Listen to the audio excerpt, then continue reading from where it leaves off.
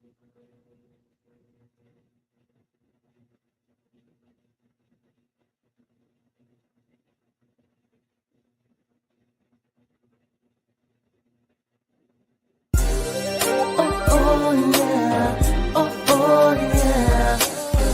had a feeling of great triumph and victory.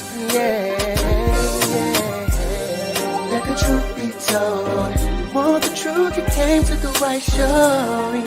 Talk to me, tell me what's going on.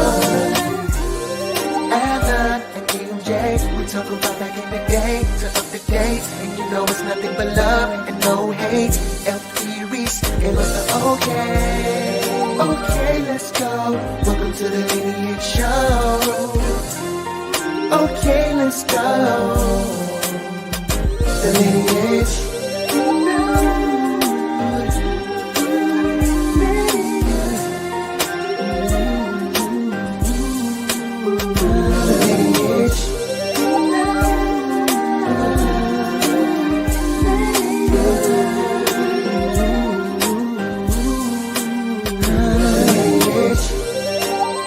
Form the front line of that march. To my left, march Jose Williams holding his daughter. I march next to him.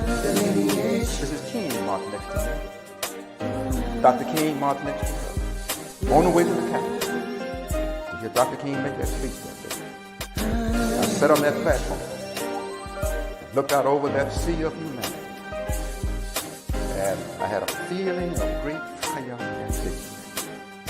After having gone through all of the indignities, all the sacrifices, not all seemed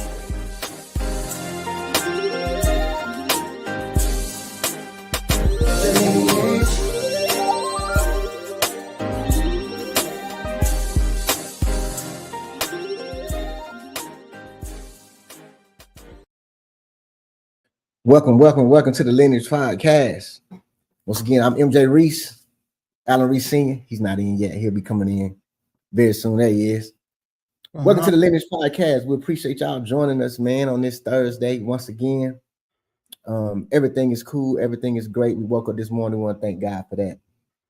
Y'all know how we start the show off. Well, if you don't know why we're the Lineage Podcast, someone had to tell me to keep doing that. If you don't know why we're the Lineage Podcast, we are two out of the three of the grandsons of the Reverend Dr. Frederick D. Reese. Who is Reverend Dr. Frederick D. Reese? He was the chief orchestrator of the voting rights movement, the man that led it behind the scenes to get Dr. King to Selma, that led to the 1965 passage of the Voting Rights Act. He was the man to get all of that into play. We'll say it with our chest stuck out. We got receipts to prove it. Don't worry about that. If you don't know, just Google them. Or if you got questions, you can always hit us in our inbox and we'll be glad to answer any questions that you may have. But if you want to know about his life thoroughly, please get the book Selma's Self-Sacrifice, which is on Amazon. It is his autobiography written by himself and Miss Kathy Walters. Please get the book. It tells about his childhood, his life, the voting rights movement, his family, when he got married, his kids that died of muscular dystrophy. It's also featuring me and my brother in there, his whole family, everything. So please get the book Selma's Self-Sacrifice. It's currently on Amazon. Just search the title and you'll see this picture come up. You can get it. If you haven't booked the FD Reese historical tour in Selma, Alabama, you also want to do that. Our grandfather and grandmother's house is a historical site in the state of Alabama. So we start the tour out there and go around to different landmarks that our grandfather impacted when it comes to the voting rights movement. And we tell personal stories and stories that really don't have nothing to do with the voting rights movement, but just about him as a man and how he was staying in Selma, even after all of the aftermath of the voting rights movement. Yes, my people, he had to stay in Selma. So you can always imagine that, you know, you can have friends, but guess what? Reverend Reese got that started, so he can also have some enemies. So he had that throughout Selma that we also tell on the tour. So please govern yourselves to those. Get the book, book the tour. Please do that. You'll learn some about history that you've never heard before. But y'all know before we get started, y'all know what time it is. We like to get our health. We like to get our mindset. We like to get it spiritual. And First Nurse Kimberly Reese is coming from all of those angles. She's in the field doing first nurse things, but as always, she sent her footage to get us going for the start of the show. So we'll let First Nurse Kimberly Reese get us shine in, and then we'll get into our topics. So First Nurse Kimberly Reese. Hello, everyone. This is your First Nurse Practitioner, Kimberly, coming to give you a weekly dose of health information. So as far as this past Monday, September 22nd, 2025, we are now officially in the season of fall. Studies have shown that the change of seasons can affect us as humans physically and mentally by altering melatonin and serotonin levels, triggering mood shifts due to decreased sunlight, and also contributing to weight gain and fatigue. The change of seasons are known to influence the circadian rhythms. According to the Cleveland Clinic research, your circadian rhythms is your body's natural internal 24-hour clock. The research also mentions that the circadian rhythm keeps your body operating on a healthy wake and sleep cycle.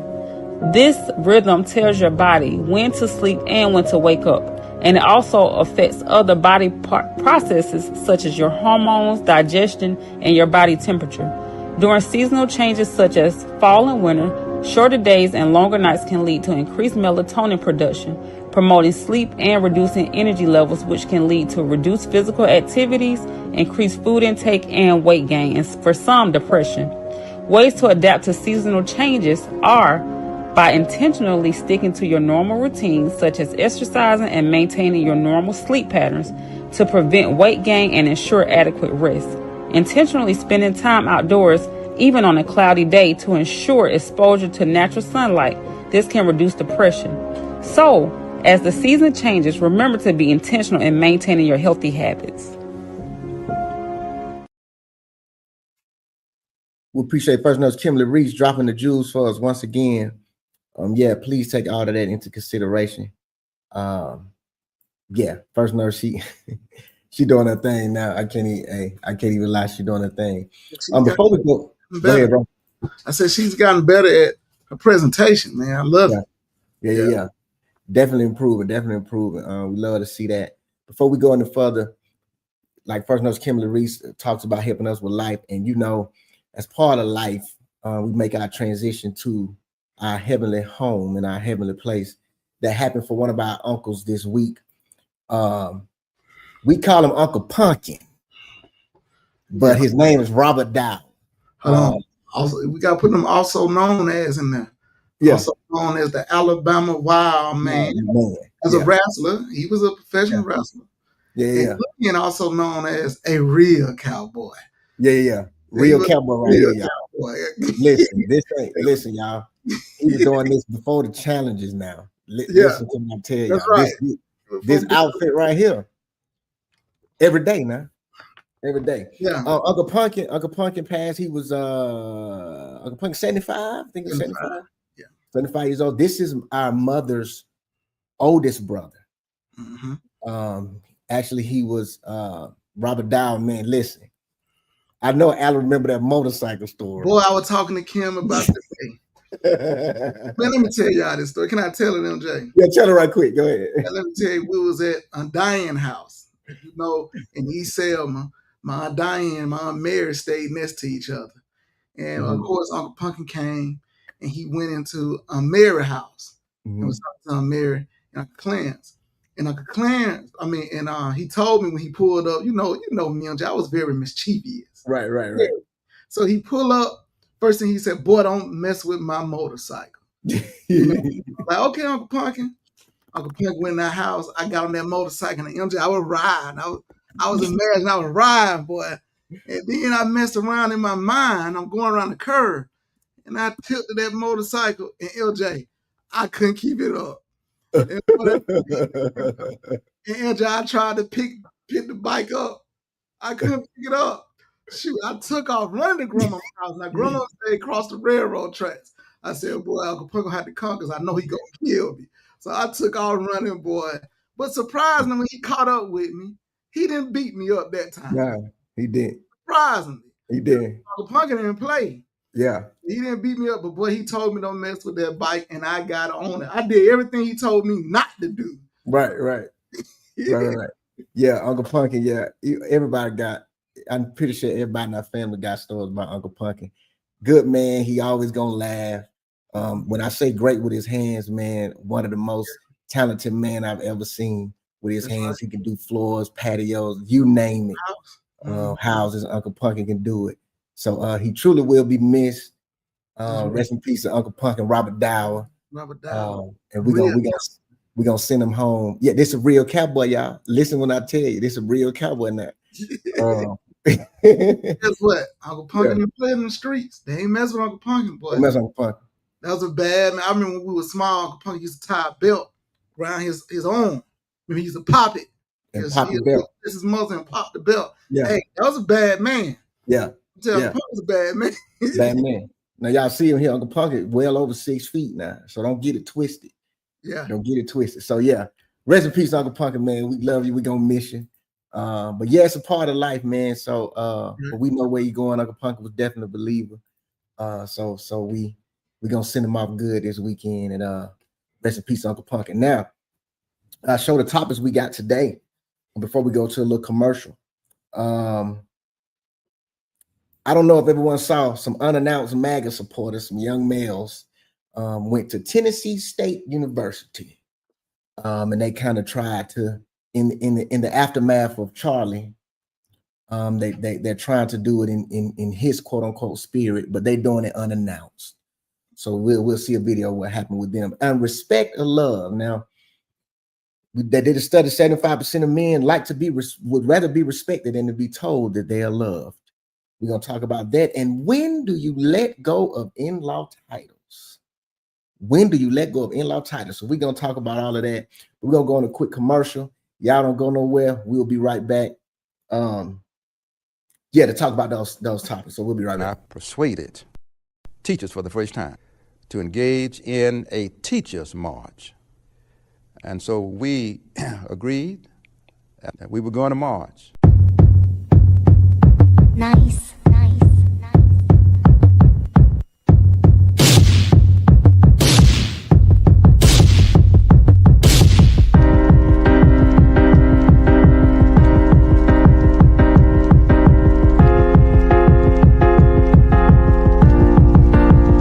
We'll stand strong.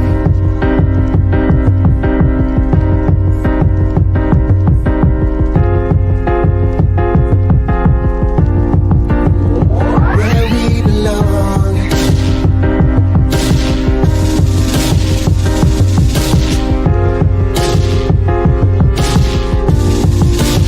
It's not about yourself.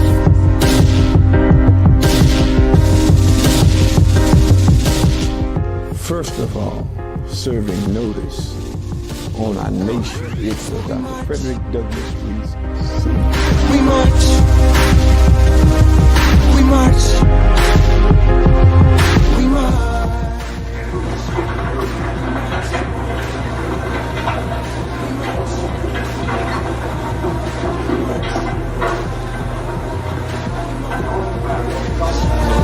Like to march. He said, "What shall we do?" I said, "We are going back." He said, Yeah.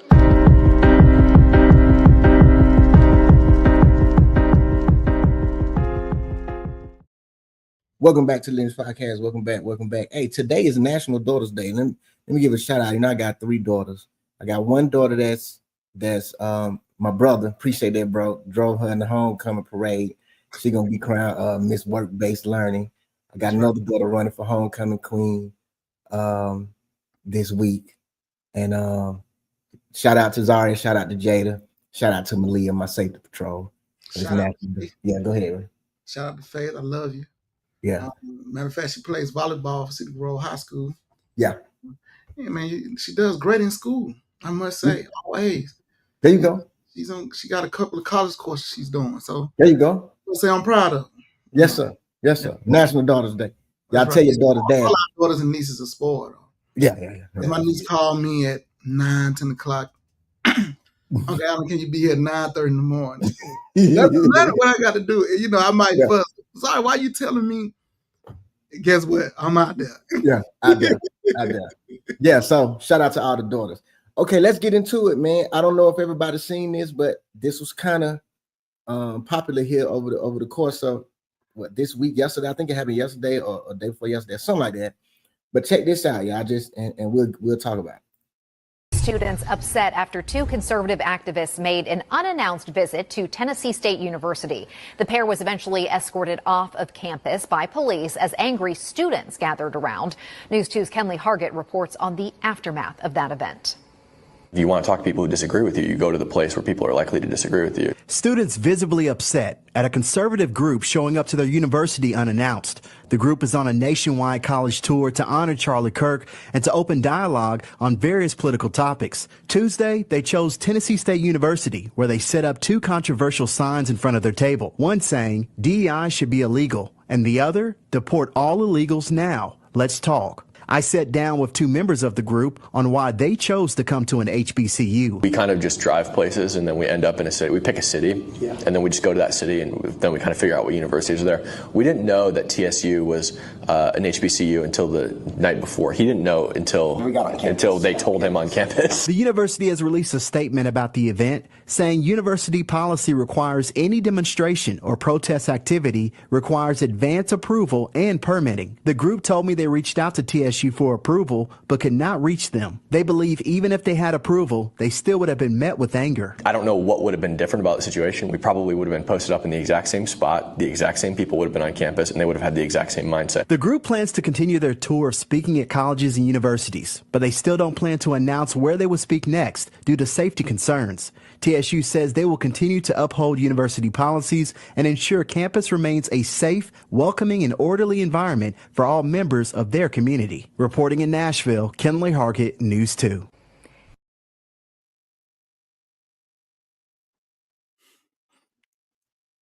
Go ahead, bro.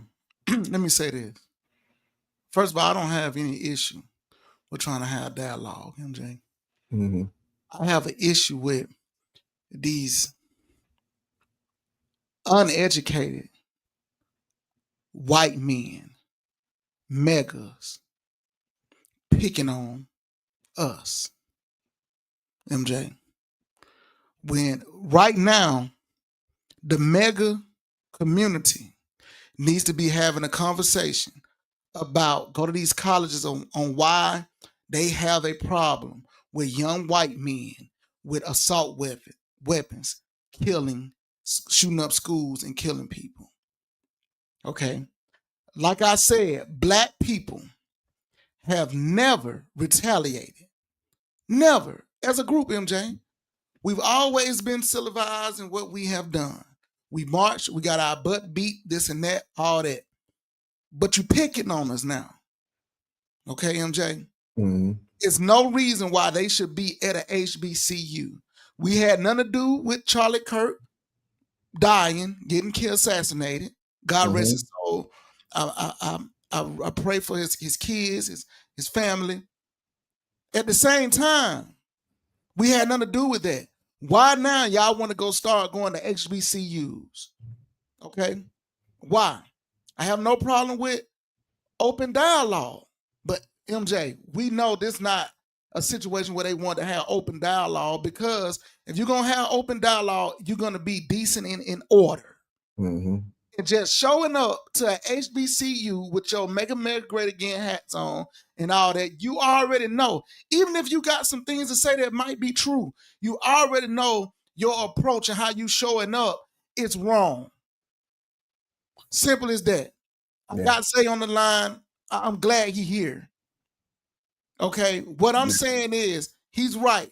A white man has never whooped. Okay, at the same time, what I'm talking about now, y'all want to go to HBCUs. It wasn't black people that killed Charlie Kirk. Right. Okay, it wasn't black people. Since you want to go to HBCU, since a lot of white people, don't get me wrong, it's a lot of white people speaking up against a lot of things that Charlie Kirk said, and some things Charlie Kirk said was true.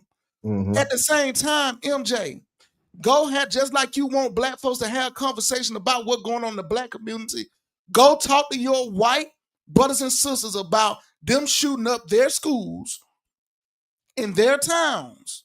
Go have those conversations, because I have not heard not one young white man say anything about that. You want to talk about DEI and all this and all that about black people. I haven't heard not one young Charlie Kirk says anything about the issue that white people have right now that the FBI would not look at, that they have an extremist problem, that they are terrorists when it comes to school shootings and situations like that. Because once again, Charlie Kirk got killed by his what? Own. Even though Charlie Kirk said out of his mouth that a white man will have more of a chance getting assaulted by a black man, but he got killed by his what? Own. He didn't, and guess what, MJ? I'm not just talking about his own as far as white, because a gay man didn't kill him. A transgender didn't kill him. A left wing didn't kill him. His parents were supporters of Trump. He was a Republican that killed Charlie Kirk. So if you want to talk about the black on black crime, let's talk about the white on white crime. So take y'all mega hats and go back to the same school Charlie Kirk got killed at. Go back to those schools and have an honest conversation as white folks, as young white men and women. Go do that. Stay away from our HBCUs. Now, we are willing to have a conversation, but guess what? Let's do it in decent and in order. Yeah. That's what I'm gonna say. And you're right, bro. And I think that's my issue. What Zay said, Alan, you a racist. Zay, expound on that. I'll bring it up once you expound on it. I'll bring it up. But that's my issue, bro. They first of all, they went unannounced, so it wasn't indecent and in order. Number two, the first thing that the young man said, well, when you want to have a debate, you want to have a debate with people that pretty much don't share the same views as you. So he said that in the beginning. Then later on in the video, then he stated that they didn't know that Tennessee State University was an HBCU. But then so how you going somewhere that has different views than you? Thank you. So that's already lying. Already. He want to go somewhere that got different views. They want to go, but then turn around and say he didn't know that was HBCU. Correct. That's a lie. Correct. And then another thing, why I know they're just trying to get viral, they're just trying to get clicks and baits. Yeah. On the signs that you had about the DEI signs and deport all illegal immigrants, you put your Instagram on the bottom of the sign. That's right. That's right. All you trying to do is get attention. You're trying to go into Charlie Kirk footsteps because you've seen the attention that he was getting. That's right. So now what you're trying to do is garner some of that, come behind that wave. That's right. And say some polarizing things, some controversial things, so you can get the news out there and do. You did exactly what you wanted to what you wanted to have. That's right. Shalon said they want to keep us oppressed. Showing up at TSU reminds me of the KKK showing up to black homes in the middle of the night. Right. Exactly. They picked, come on, Tennessee State, Ace, come on. Come on, MJ. Come, Tennessee State, bro. You didn't think that was HBCU? Tennessee State. Stop playing. Zay said, if another country attack America, then we're all American. We know it. Listen, MJ, black people are more American than white folks. Let me tell you why I say that. I'm finna go to sports. When Mayweather fought his last fight when he got 50-0, who he fought? Was the Russian dog. Who did Mayweather fight? I'll tell you in a minute. Hold on. Who he fought, MJ? Let me see. He fought the MMA guy. His last fight. Oh, the MMA guy. That was dang. Who was his last fight? He a fool. I like him. He a fool.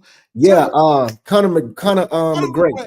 I'm finna show you this. I'm finna just go by Mayweather and show you how black people are more American than white people, than some whites. I'm not gonna say all whites. When an American black man fought a foreign white man, you had more white people supporting Conor McGregor than they would support Mayweather. MJ, when Mayweather fought Canelo, you had more. When Mayweather fought the other dude he just passed away, the boxer from over England. When Mayweather fought him, it was more black people with their American flags. You had more white people supporting the white boy who was foreign to America than you had the support of Mayweather, but Mayweather is American. We're gonna say American. I'm finna show you how hypocritical a lot of white people can be. Every time Mayweather fought a white boy, it was white folks supporting a foreigner, MJ, before they supported Mayweather. And Mayweather is the American black man. Right. So let's talk about this racist stuff and let's be real. Right. Let's be honest. They got that colorism about him, MJ, because they supported. They wanted Mayweather to lose so much. It's just like we're the only big Americans. All the Hispanics and everybody who live in America. When Mayweather fought Canelo, what the Hispanic was doing? They were supporting Canelo. When every time he fought a Mexican, what the Mexicans who live in America was doing? They were waving a Mexican flag. What was we as black Americans was doing? Having our American flag. When he fought the white boys, guess what they do? They go out there. You got all the what is the St. Patrick's Day, all the Scottish and all them. They was all in the crowd. All the white folks had that flag. Oh, I'm Scottish and I'm this, I'm Dutch. I got all this in me now because he fighting a white boy. But what you got black folks doing? We got our American flag. So don't come tell me about being an American because black people are more American in culture than any other race here. Any other race. Okay. Pro, what's up? What's up? Cuz he said he agreed with what Zay said. When I travel abroad, these people don't see us as white or black. They see us as Americans. But I guess, Zay, we were talking about how it is here in America amongst ourselves. That's amongst ourselves, yeah. And Zay said, Alan, you make a lot of money out of white people. Stop serving them. Only pick up black folks. No. Zay is on one night already. Zay, you need to come by the house. Come on by here. I'll let you sit next to me today. Come on. But again, they knew what they were doing. On Pro, if you just getting on here, I'll catch you up to speed. It was some white individuals, some young white men that went on Tennessee State University campus at HBCU, and they had some signs about DEI and about illegal immigrants, and they had their MAGA hats on. They Make America Great Again hats. They went in unannounced, and they sat down with their chair and their signs with their Instagram on at the bottom, and they weren't welcomed with open arms. They pretty much was escorted off of the campus. And the reason why they go unannounced because they say for safety reasons. But what I was saying, my opinion is they just trying to channel the aftermath of Charlie Kirk, and they saw how much attention that he was getting, and they're trying to bring in that same wave behind that. And so I played the video in this show. I would like for anybody who know one of those megas, come holler at me. Let me talk to them. Come on, let's go get folks like me to talk to you. Start running these colleges. Get a grown man to talk to you. Holler at me. Because it's so because what I'm saying, MJ, let me tell you something. I'm not a racist, first of all. They can call me that. Well, I speak for my people. Okay. It's a lot of white people who stand up for what is right. I know a lot of them. You know what I'm saying? I'm not finna sit here. I don't think all white people are racist. I don't think that. I think it's some great white people in this world. But I'm talking about the evil ones right now, who has the spirit of their ancestors. Right. Now, what I'm gonna say about them is they crying a wolf. They got big tears right now with DEI. And let me tell you something. I recognize that black people don't benefit from DEI like people think. I understand it. What I'm saying is the white man and the white woman has tears right now when they created this problem. Let me tell you something. People don't know this. Jackie Robinson was not the first black to play in the MLB. He was not. It was black folks in the late 1884, almost when MLB was created. But guess what? Guess what the white people doing like the mindsets of some of, I'm not saying Charlie Kirk was just straight a racist, but he had a type of mindset that was bred in him, that he had racist undertones. Do I think he hated black people? No, MJ. But he was bred and he was around a certain behaviors that created a mindset. But guess what? It's his kind. It's his family, his ancestors who created this, MJ. If they would have treated black people right from the beginning, I don't care if you could say we were slaves or we was the Indians here, whatever story you want to go by. If white folks would have done us right in the beginning, we wouldn't need affirmative action. We wouldn't need DEI. We wouldn't need these different things, that oversight to make sure things are done right. We wouldn't need it. Now, when they see people are benefiting more than them as a whole, now it's a problem. Well, if you would have done right by us at first, we wouldn't have these issues.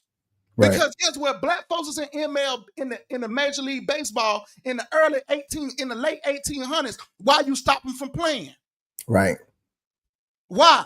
Why it was 60-some years since the first black people played in the MLB to Jackie Robinson. Right. You're damn right they had to create DEI or affirmative action or some oversight. But what happened is, what they saying is now y'all benefiting too much, so now we got to scale it back. Correct. Created the problem. Mm-hmm. Now you got black folks out here mad because black folks speaking about why we feel like, hey man, it's wrong for them for crying wolf, for crying they big tears now. Right. Like, please. 100%. Now you want to say, oh, they lowered the standards. Like I told my wife. My wife went to LaGrange. She took the same NCLEX than white folks took. They ain't lowered the standards for her. She took the same test she sat by a white girl that took the same test she took to pass the board to be a nurse. So don't come tell me about something they lower the standards for us and it's unsafe now. All of a sudden now it's unsafe. Man, go on somewhere. Right. Black folks who agree to that junk, come holler at me. And I know my wife mad at me right now because she told me I need to be calm. I'm not listening. You don't kill. You don't kill. I gotta do better. You don't kill. Calm down. You kill.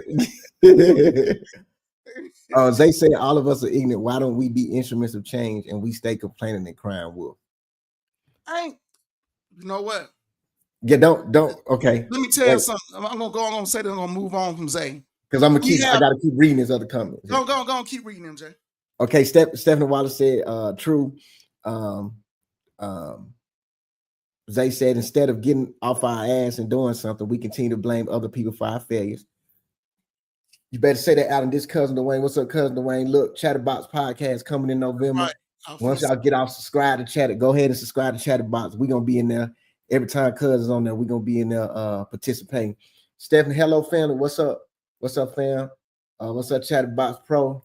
Now, okay. Tristan said this is why white crime has to stop. These hooligans and thugs in Utah need to pull themselves up by their bootstraps and fix their ghetto community.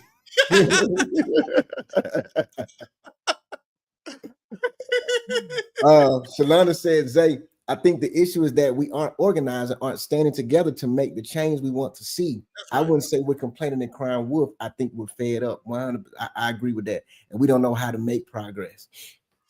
Pro laughing at Tristan. I know he is. I don't know if you want to go back to Zay's previous comment or you want to go here. What if the NBA used DEI? Would you still want to watch it? What you mean? They ain't lowering their standards. Yeah, the standards are the same. The standards are the same. So you're trying to tell me this,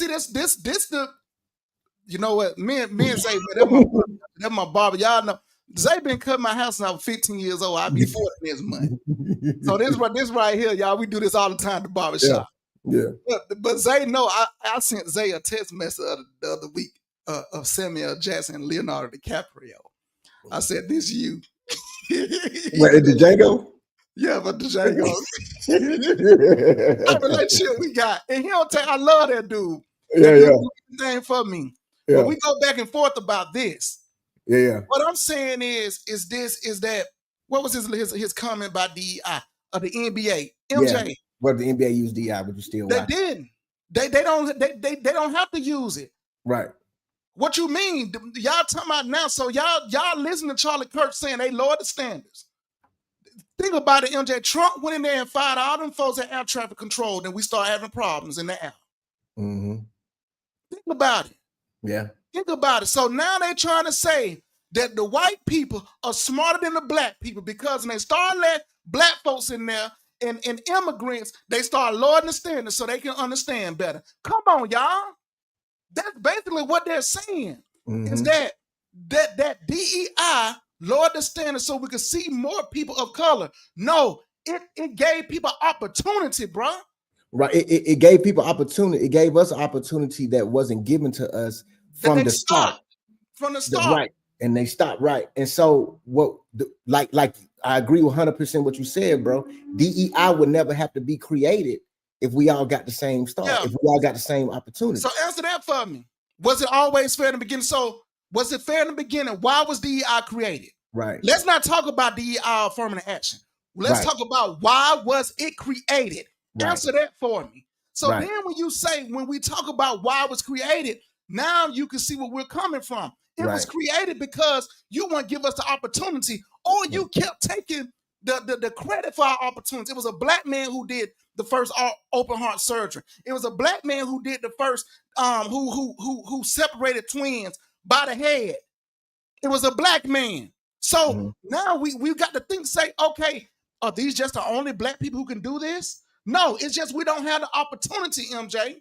It's a lot of patterns that is out there that black people created things that we don't get credit for because we didn't have the opportunity. White people was taking our things that we was creating and they was patenting it, MJ.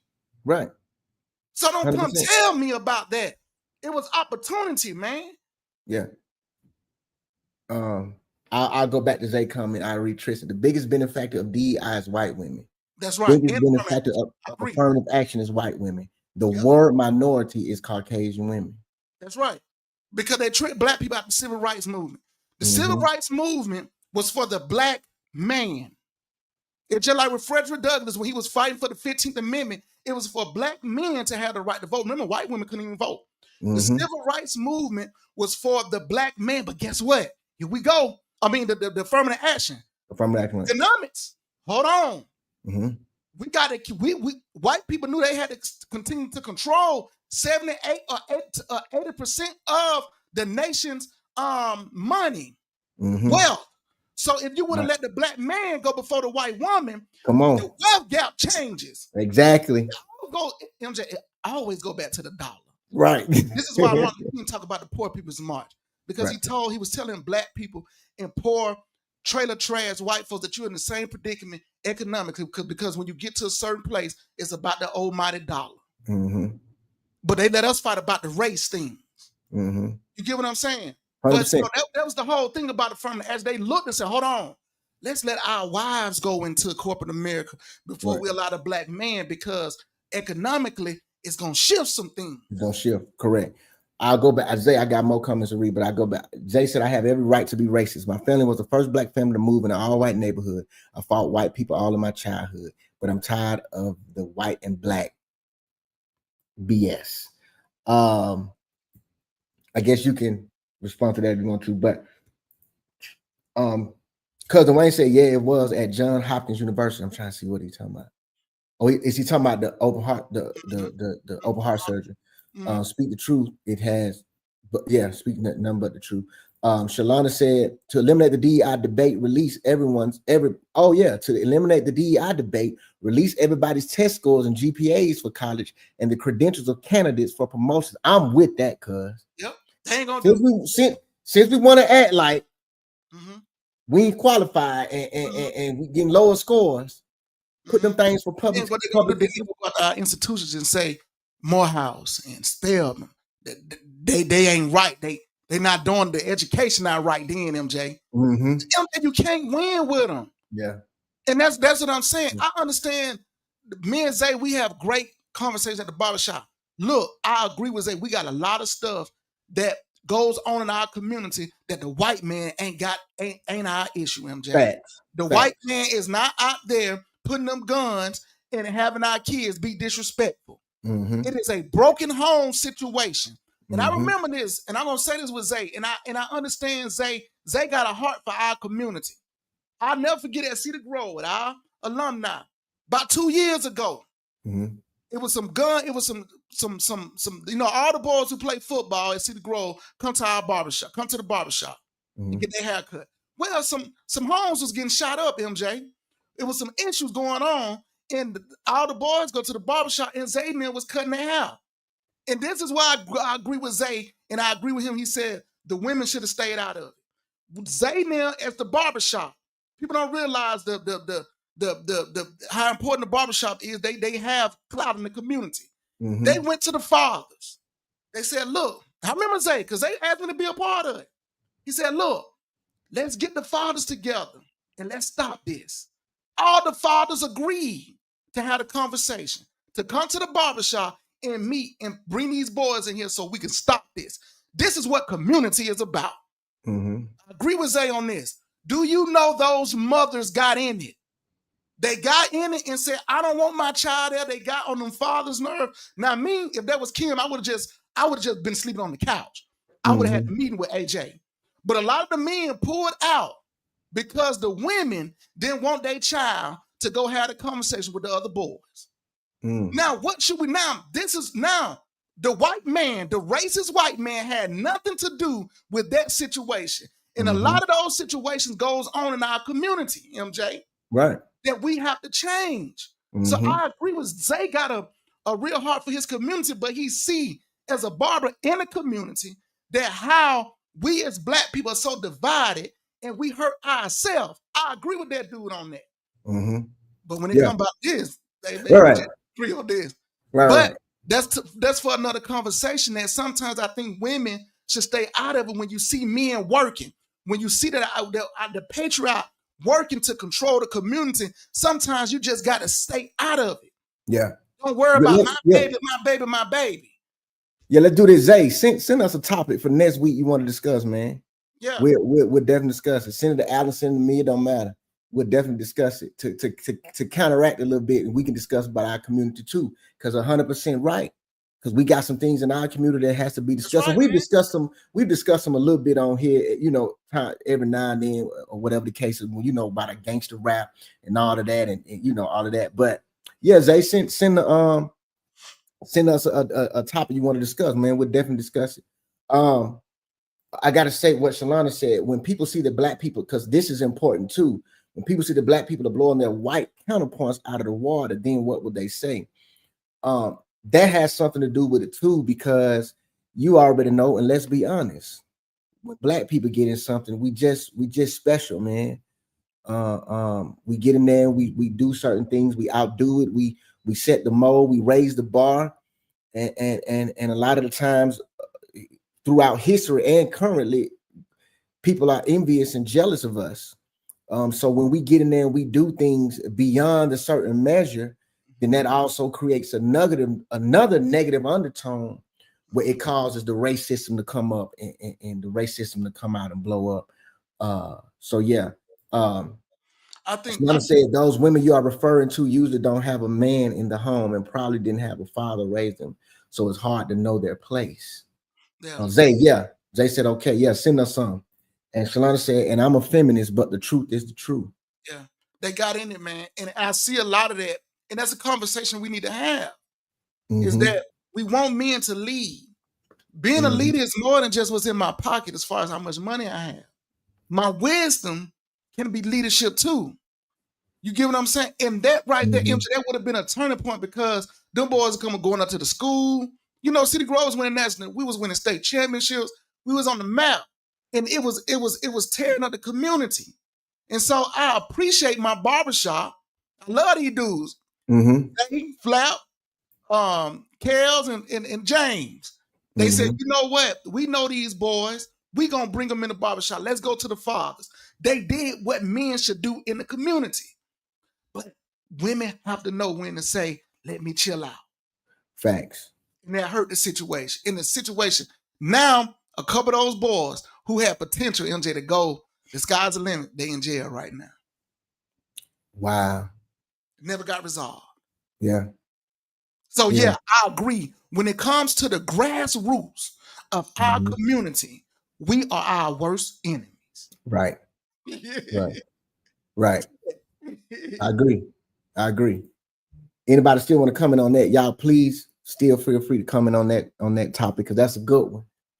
That's one that we can really unpack that and kind of have a continuation of that. Yeah, man. But we got 10 minutes left, so we'll talk about this one: respect or love. Or do you want to talk about the other one, bro? Which one you want to talk about? Respect the love. Respect the love. Yeah. Respect the love. I'll show the picture, and my ladies, feel free to chime in.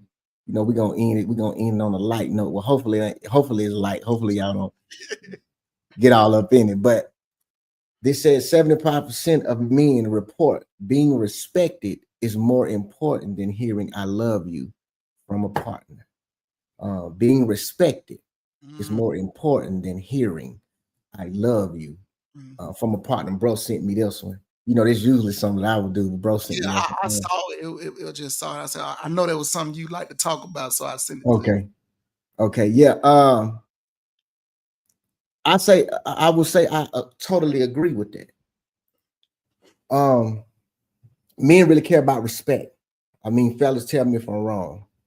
Yes, of course we care about love, but respect is a big thing for us, even amongst our counterparts. Even amongst Zay said true. Respect is something that men we would die for, to be honest. If you don't love me, you don't love me, whatever, but you're gonna respect me. Yeah. That drives us when it comes to playing sports.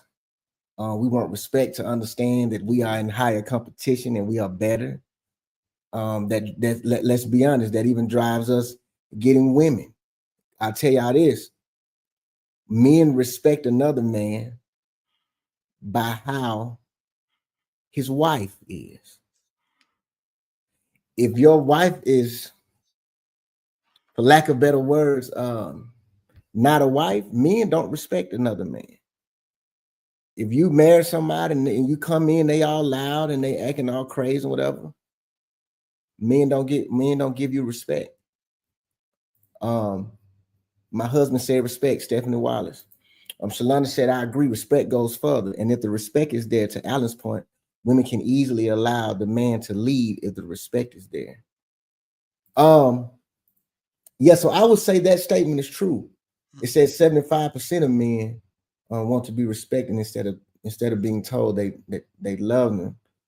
I wish my sister Man was on here, because I think she had a difference of opinion. She had an opinion about this, about a man wanting that. But yeah, I would agree. Respect goes a long way for us.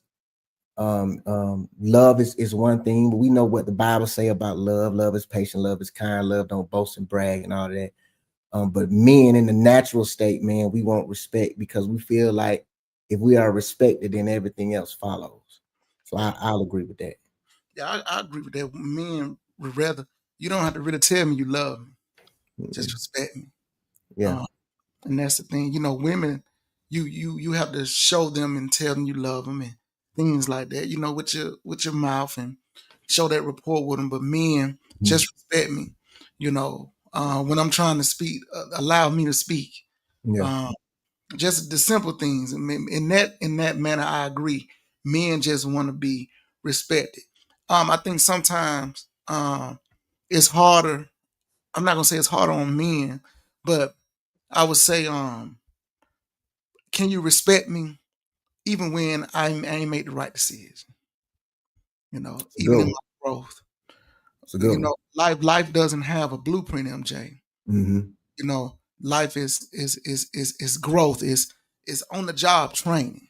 Mm-hmm. And sometimes you may feel like you made the right decision, and then 10 years later you'll say, man, that wasn't the right decision. But can you even respect me through my wrong decision, but you knew that my heart thinking that I was right? And even if my decision hurt the family, but I didn't mean for that to happen, and can you continue to respect me? And I think that's what men want. You know what I'm saying? I say, I'll read the comments. Love over Trish, love overrated as hell. I respect my enemies, so I demand it. Cuz said, but men need to respect women, especially our black men. I agree, cuz. Yeah, it goes both ways. I agree. But I'm talking about in the concept of a relationship. There's a lot of disrespect to black women, how they exploit women and all that. Entertainment, that's true. I'm talking about in the confines of a marriage or a committed relationship, and you're trying to navigate through life together. And Right. and I think that was the purpose of, because you see pretty much man and family. Can you respect me as the leader of the family? And I think in going back to the community, I think black men in our community, I'm not speaking against any other race. Let me just speak to my black people. It's time for the black man to take his rightful place as the patriarch of the community. And I'm not a misogynist. I don't have a problem with women authority. What I'm saying, I think is out of balance right now. It's not enough strong arm from our men to bring some type of discipline in our community. You know what I'm saying? I'm not just talking about like discipline a child, but it needs to be some type of structure of a patriarch, a strong arm, a strong men being leaders in the community, and people are respecting that. And I think we are missing that in our community, and that's why our young people are being extinct. MJ, we're losing a lot of young black men to gun violence of our own because of structure, and they don't have the man has been what we would say the buck broke the man. You know what I'm saying? The woman tends to not respect them. And I'm not talking about my life. I'm just looking at things corporately. Ain't nothing singly around here. I'm talking about corporately. Corporately, what I see, you can agree with me or disagree. I see the lack of respect of men being leaders in our community. And it's time for that to change. Look, any time in life, it's been dysfunction in every ethnic group. We all got dysfunction. I don't want to go back and talk about what back in the 40s and 50s, the men with the infidelity, and then we was on drugs. I'm and walking all the way down to mass incarceration. I ain't talking about that. I'm talking about a time and place where when men were men and men were in charge, even in a racist community, we had more control and black people were more in order, MJ. That's just the truth. 100%. More respect in our communities. And we were doing better. We had less, but we were doing better. You get what I'm saying? Yeah. I guess I'll talk about what Zay's saying. How do we do that when the family court laws give the women all the leverage? Well, if I can be honest, and I'm preaching to the choir, one of the things we have to do is stop having children out of wedlock. That has become a big part of our culture and our community. That's why I don't know the numbers off the top of my head, but I think is it 1 in every 3 or I can't remember, 1 in every 3, 1 in every third child is born out of wedlock right now. So then what it does, it now, because Alan was talking about the system, now it puts a system in the middle of us. And trust me, I preach to the choir because I have 2 kids out of wedlock. So it puts a system in the middle of us. So then it's hard for us to come to some type of common ground when we're already at odds. We're already fighting against the 8 ball, right? And I'm speaking on what Zay said about the family court law. So that's part of it. Go ahead.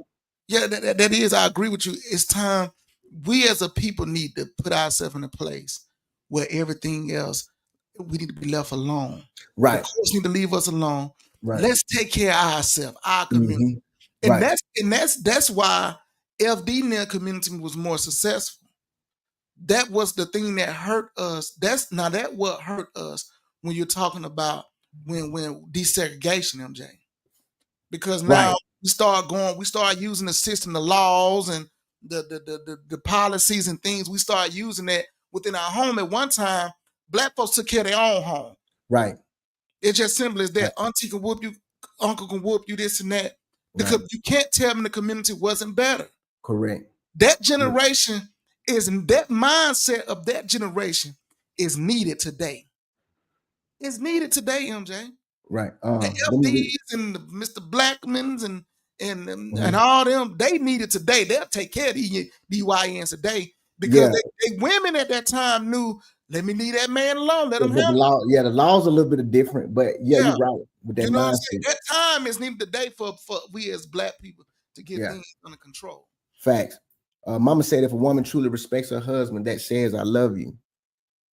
Cuz said, time has changed and social media does not make it better. Look at the examples of our young men have. You right, cuz. You right. Stephanie said that is true, cuz. Shalana said, I'm praying my kids break that cycle of children out of wedlock. I'm 100% with you, cuz. 100%. Trish said, black men are the only men on earth that allow their women to have equal footing as far as role and opinions. Ooh, glad a man ain't on here. Maybe to our detriment. They said you're correct, but the system gives the woman the advantage even in marriage. It's giving people incentives to make bad choices. You're right. You're right. Even in marriages, it is, but I think it's still a better success rate for you to come to some type of reconciliation when it's done under the marriage. Yeah. A lot of the times when the man don't have any type of rights or anything, then it's hard for you to fight against sometimes a woman that y'all disagree with and the court system at the same time. So I agree with you, Zay. That's a good topic. I'm gonna let you know another problem in our community, MJ. Go ahead. And as a minister, the church is a big problem in our community, separation in marriages. That's a good one. A lot of times the church messages, it panders to women. It's a feel-good MJ. And panders to women, right? Panders to women. Listen to me, MJ. I'm being real with you. I see a lot of messages that leads more to benefiting the women. Because I go back, MJ, Granddaddy got a lot of sermons that I read. But he has he did something on marriages. When do we teach marriage in church anymore? We don't have seminars for marriage anymore, MJ.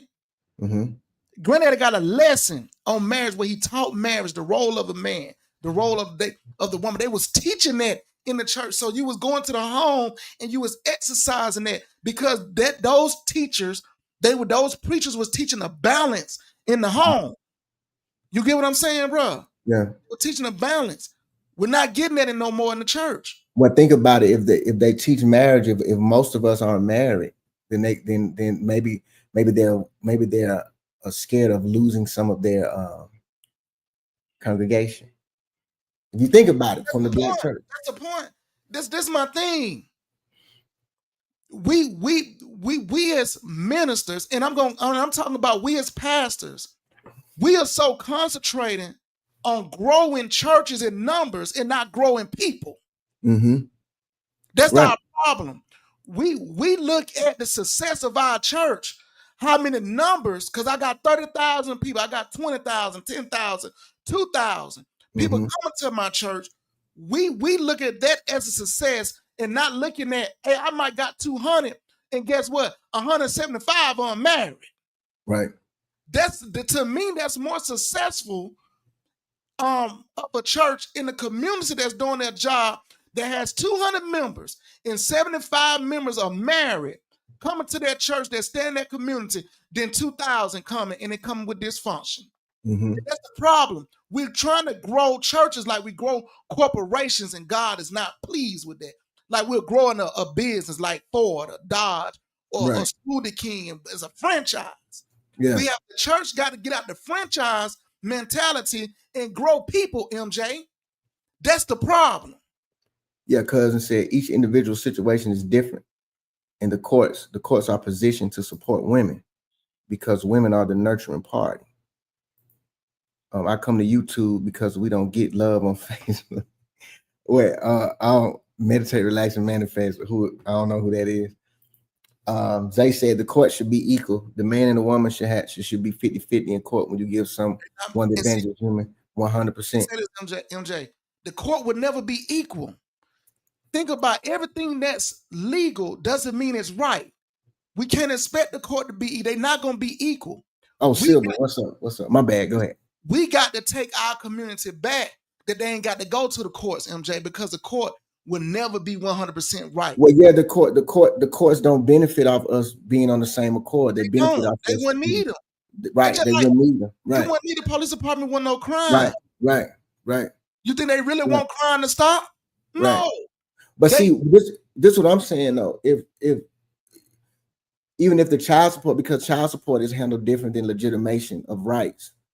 So even if the courts wanted to get money, they get money more off the child support side, not really the legitimation side. So I agree with Zay.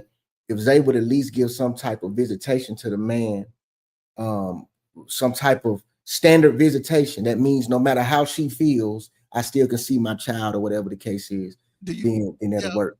Do you think if they do that, that gives an opportunity to mend things and get on one accord? What I'm saying, the court's gonna continue. No, because they can handle that all at the same time. Okay, if he's paying this money, this is what he gets. Yeah. As far as visitation. But what I'm saying is, does them keeping the dad away and making it hard for him and giving the woman more control, leverage. More leverage, it keeps the dad and the mom at odds. If I allow the dad to have a little bit more control, and maybe now it'll bring mom to her senses, then she said, you know what? We got it. I can take them out child support. They're gonna get their money anyway. But I'm gonna take them out child support that don't get their money. She can go take you off. I'm saying men relationship. I don't think it'll skew the numbers. I think it might do a small percentage of it, maybe 1 to 5%. But I don't think just because you give a dad visitation, some type of standard visitation, that's gonna really get in the woman's head to take him off of child support. I don't think that. I could be wrong. Sybil said, I'm in the legal system. I'm mediate. We should not have to go to court to handle family issues. 100%. Of course, intentional against the black man, because they know that it's impossible for the black community to rise above with the woman-led society. Ooh, that's deep, Zay. That's deep. Hold on. This is a matriarch. Women are in charge now, MJ. Let's be honest. You got more women in the Senate, the House. They make more decisions than ever now. They executives. Women are in charge. Mm-hmm. I'm not mad at it if it brings some type of balance, bro. Mm-hmm. You know, but I'm saying right now, is it benefit? I think men we need these type of FDs and these men to stand up, because you're right, bro. But at the same time, if we can be honest, a lot of the things that the men nowadays had to fight with, granddad and them didn't have to fight. It's a different fight. It's a different fight, bro. It is, MJ. It's a different fight. It really is. It really is. Cuz said, as far as the church is a building. Spiritually is what's important. Your relationship with God brings wisdom to show the respect for family structure. 100%. 100%. Listen, man. Yeah, y'all really own it tonight, man. The comments, the discussions, it's really on point. And I agree. But piggyback, respect. I think respect is most important for men. As far as women, I guess it would be the same for women. Yeah, they would want respect over love. So I guess unanimously, people would say respect is love. Yeah, but love is the umbrella, but corrective, respect, all those things falls up under love. We only look at love as a feel good word and not a corrective word, because I can do something in love. You might not like it, but it's right and it's in love. Right. Name me one successful matriarch. Stephen said, I want respect. Zay said, name me one successful matriarch. You minute down. Tristan laughing. No, he's saying like one successful, like as a congruent, like as a total. Man. That's tough. Hey man, like I said, man, I think that's tough. I can only go from I like to do things from a biblical standpoint. Everyone has their lane. When we talked about last week, when black people started working at Ford and stuff, it was the ministers. It was the ministers who fought for them. Black people has always had the church to fight for them. It's time for the church to stand up and have the right conversations and not have these feel-good sermons about their community, MJ. But let's be honest, bro. It's not gonna happen. Yeah. It's not gonna happen, man. You think it's too far gone? Alan, there are some churches. Some ministry, let's say ministry. Some ministry. The church. Some ministries, we are the church. There's some ministries that are about that. They ain't gonna get no recognition though. Amen. Cuz say respect is earned. Respect, 100% right. But do we give respect to our elderly before it's earned? Or because they are elderly, they have earned it? Tori said love is an action word. Respect should encompass that. Love is an action word. Respect should. Okay. I agree to that. I agree to that. What does the Bible say about what I just said? Matriarch. Zay, you talking about the matriarch? Zay going back to it. Zay, I can't name one successful one, man. I have to really. I can name women through the Bible. Ruth, I can name them as they were helpmates, man. You know, but men respected. I know. He's talking about a woman-led society that's flourishing. I don't know. You know, I don't know one. So, you know. Okay, this one, Sybil said, if I love, I respect. I think if I I don't know. You can love a person, not respect them. Yes. But I thought respect sits inside of love. Not all the time. So let me ask you a question. And we don't have to go, we'll say this for another time. Because I want to see what the women gonna say, because they gonna shoot me down when I say this. So if I cheated on you, do I respect you?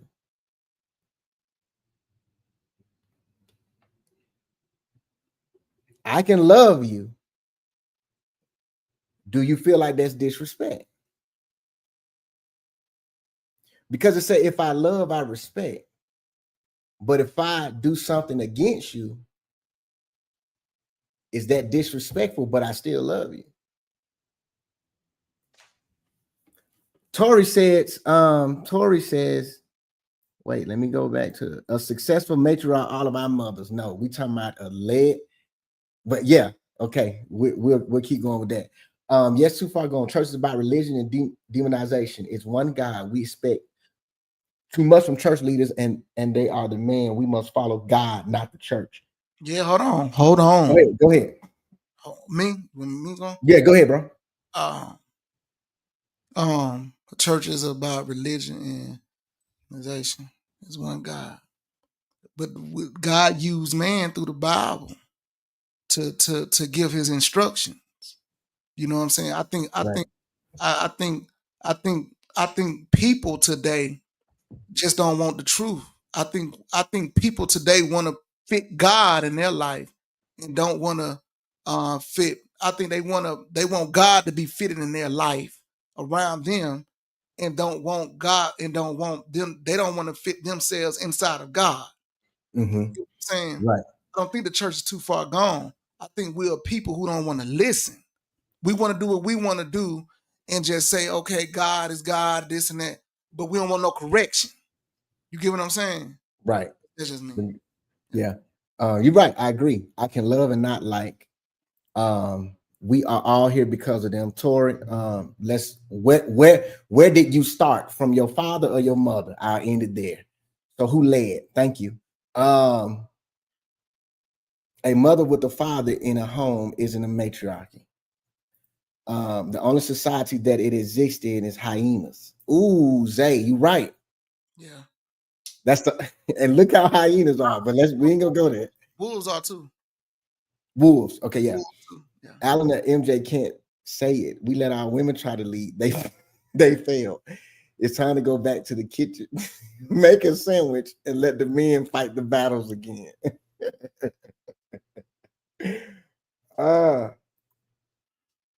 Yeah.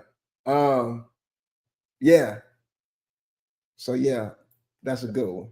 So Zay, yeah, send us some, man. We'll talk about it. But yeah, hey, listen, we gotta go. We're about 15 minutes over. We appreciate y'all joining us. I hate to leave out with 20 people in here, but it is what it is. Yeah, you're right, Zay. I think they savages. Yeah, man, we appreciate y'all joining us. We'll be back next week. Listen, y'all be careful this weekend. It's supposed to rain all weekend. Y'all be careful. I know a couple of people that's going out of town like us. So be careful driving in that weather. We appreciate y'all joining us. Appreciate the comments. Appreciate all of the participation. It really helps the show go better. Go ahead, bro. I have one more thing to say. Roll Tide. Yeah, we play Georgia this week. Roll Tide. Yeah, I know what time it is. Yeah. Before we go, I do not believe having an extra mat affair means you do not respect. I do believe when you bring that woman in the home, personal space, it can then be disrespectful. Yeah, you're right. All right, then, cuz we appreciate y'all. All right, see y'all next week. Y'all take care of yourself.